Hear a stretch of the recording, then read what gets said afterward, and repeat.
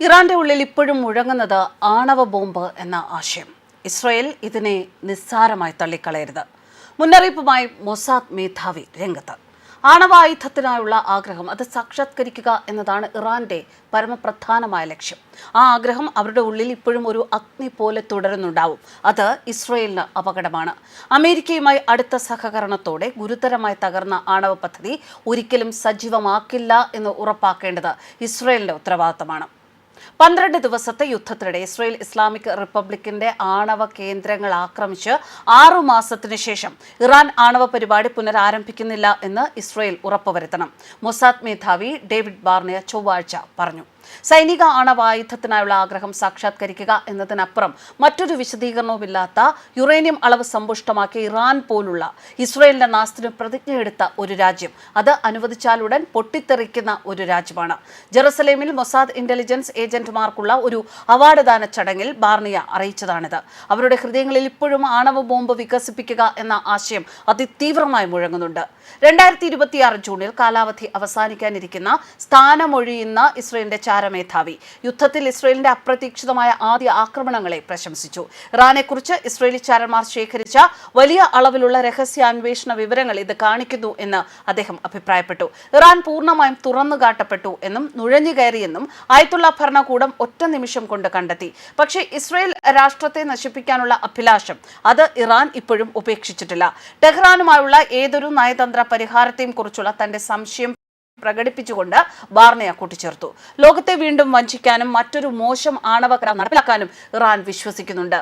ഒരു മോശം കരാർ യാഥാർത്ഥ്യമാകാൻ ഞങ്ങൾ അനുവദിക്കുകയുമില്ല എന്ന് മേധാവി പറഞ്ഞു. 2025 ജൂൺ 15 ഇറാനിലെ തെക്കൻ ടെഹ്റാനിൽ ഇസ്രായേലി ആക്രമണത്തിൽ ഒരു എണ്ണപ്പാടം തകർന്നതായി വിലയിരുത്തലുകൾ ഉണ്ടായിരുന്നു. ആണവായുധങ്ങൾ തേടുന്നുവെന്നും അവ സ്വന്തമാക്കുന്നത് തടയാൻ ശ്രമിക്കുന്നു എന്നും പാശ്ചാത്യ ശക്തികൾ പണ്ടേ ആരോപിച്ചിരുന്നു. ആണവായുധങ്ങൾ സ്വന്തമാക്കാനുള്ള ശ്രമം ഇറാൻ നിരന്തരം നിഷേധിച്ചിട്ടുണ്ട്. എന്നാലും സമാധാനപരമായ ഉപയോഗത്തിന് അനുയോജ്യമല്ലാത്ത അളവിൽ യുറേനിയം സമ്പുഷ്ടീകരിച്ചു.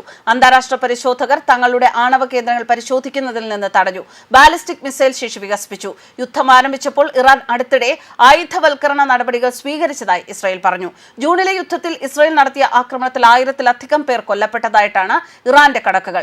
500-ലധികം ബാലിസ്റ്റിക് മിസൈലുകളും ഏകദേശം 1100 ഡ്രോണുകളും ഇസ്രായേലിലേക്ക് വിക്ഷേപിച്ചുകൊണ്ട് ഇറാൻ തിരിച്ചടിച്ചു.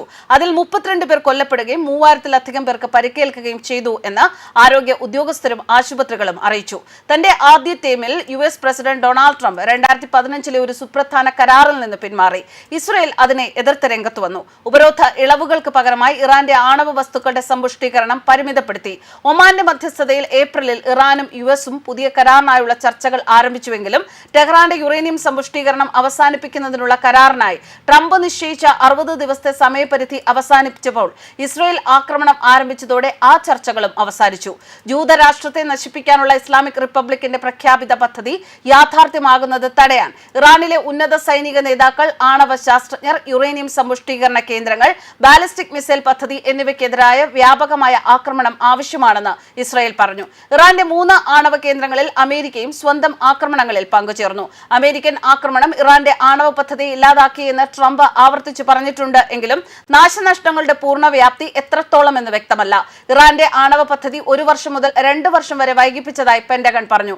എന്നാൽ തിരിച്ചടി ഏതാനും മാസങ്ങൾ മാത്രമാണെന്ന് അമേരിക്കൻ മാധ്യമങ്ങൾ കണ്ടെത്തിയതായി US ഇന്റലിജൻസ് റിപ്പോർട്ട് നിഷേധിച്ചു.